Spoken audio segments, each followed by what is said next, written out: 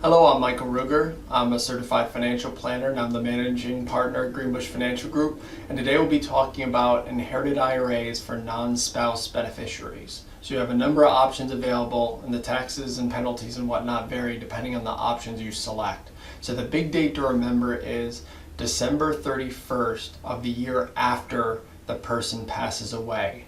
That's your deadline to set up an inherited IRA for yourself. And the reason why that's important is if you don't set up an inherited IRA for yourself, you're required to take that full IRA retirement account within 5 years after the time that person passes.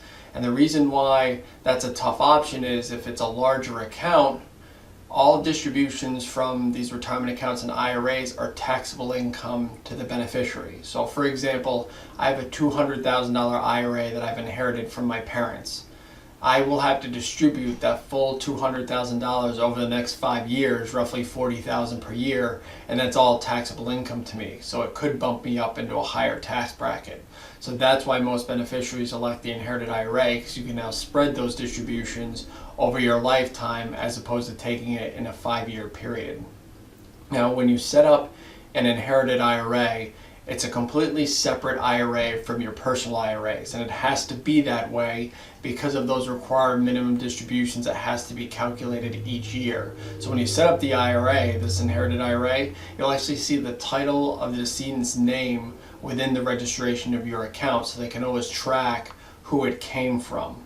Once the account's set up, the balance rolls over tax and penalty free from the decedent's IRA into your IRA, and then you're required to start taking, as a non-spouse beneficiary, required minimum distributions from the account the year after they pass. So that same kind of 12/31, the year after they pass deadline, you have to take your first RMD from the account. And it's typically a small account, but the IRS wants you to realize some taxation on that amount. But you're able to stretch those distributions over your lifetime as opposed to consolidating it to that 5-year period that we talked about before. Now, you could always take more out of the inherited IRA than your required minimum distribution. You just have to, that's kind of the minimum basis amount. And since it's an inherited IRA, even though you may be under 59 and a half, you don't get hit with that 10% early withdrawal penalty because it's actually considered a death distribution. So what happens is, if you're taking distributions throughout the year, at the end of the year, your investment provider is going to issue you a 1099-R tax form. It's going to list your total distributions from the IRA throughout the year, if Fed and state tax were withheld from those distributions, and you use that form to add that income and taxes to your tax return for the year.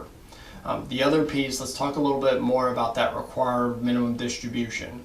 So as I mentioned, the first one's due the year after they pass.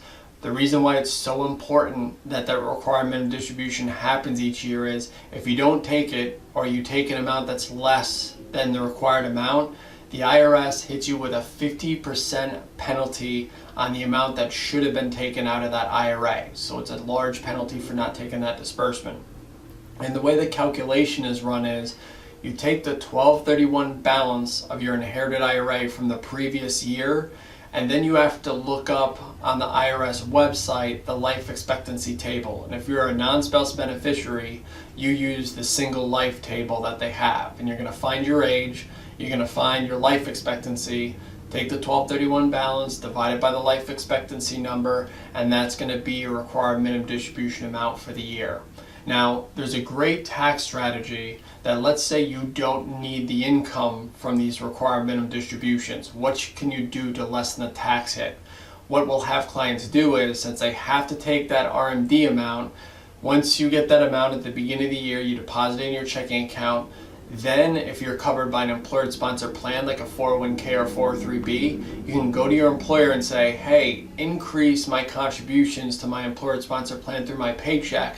The amount that you're losing in your paycheck is supplemented by the amount that's already sitting in your checking account from the IRA distribution. So what you're essentially doing is you realize additional income from the IRA, but then you wipe out the tax liability because you're reducing your W-2 income by increasing the pre-tax contributions to your employer-sponsored plan. It's a great strategy to kind of increase your retirement savings, but kind of nullify the tax hit from the RMD distribution from your inherited IRA.